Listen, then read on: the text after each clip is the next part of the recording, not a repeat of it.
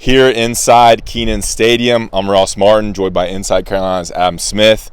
We just went through the press conferences of Mack Brown, Phil Longo, and Gene Chizik ahead of the 8 p.m. showdown with Pitt on Saturday.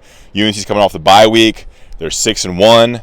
They're atop the Coastal. They have almost 2 weeks to rest and get ready for this Pitt matchup. Adam, your kind of takeaway generally on how this team feels, where they stand in the Coastal, heading into a big game against Coastal rival Pittsburgh.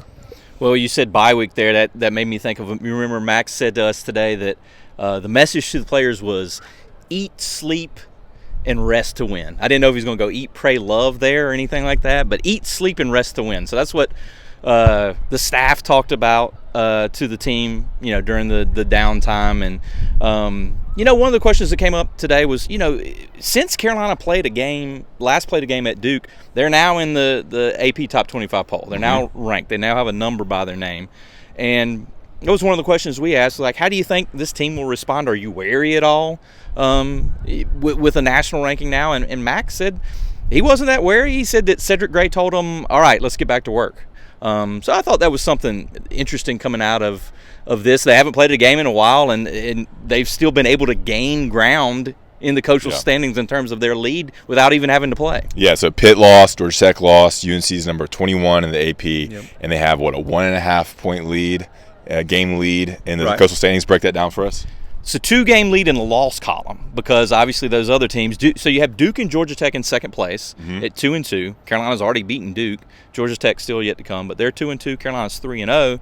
So that's a 2-game lead in the loss column. They haven't played the same number of games, but 5 games left, Ross. It's a 5-game season, as Max said. Yeah. So, and coastal matchups with Pitt remaining, then at Virginia, and then home versus Georgia Tech. Of course, the out-of-division matchups with Wake Forest and NC State.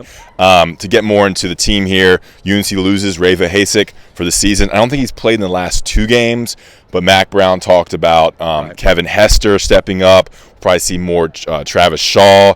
And Gene Chizik talked about approach angles going against one of the best running backs in the country in Pitt's Israel Abanikanda. Yes. I was hoping you would say that. I was hoping you would not set me up because I was going to stumble all over it, obviously. But, yeah, you're right. Reva Hasek, Mack told us, is having surgery on Wednesday. It's Monday as we're filming this.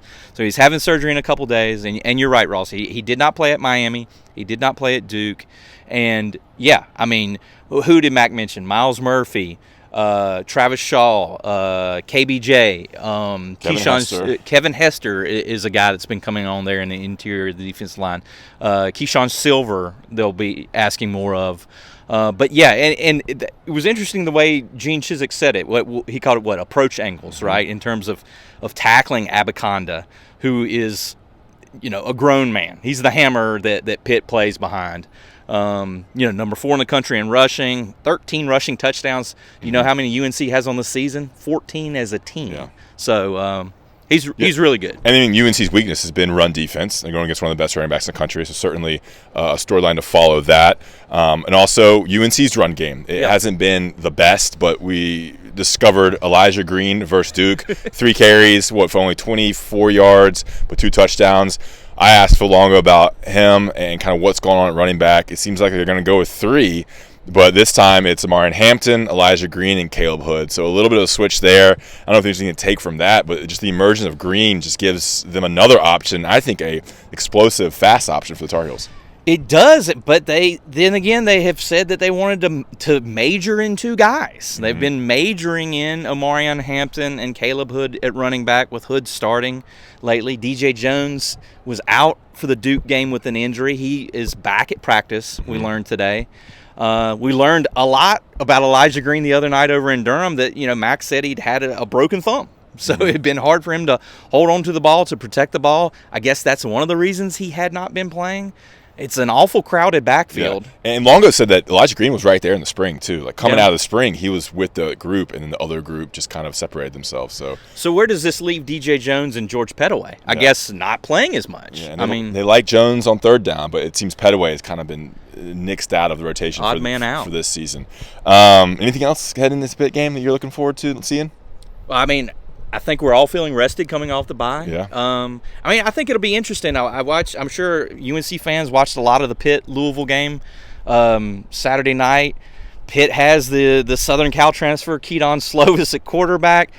He didn't look that great against Louisville. They blitzed him a lot. The numbers say he is not good against the blitz. He's one of the worst in the country against the blitz. So we'll see if Gene Chizik dials up the blitz. I don't know.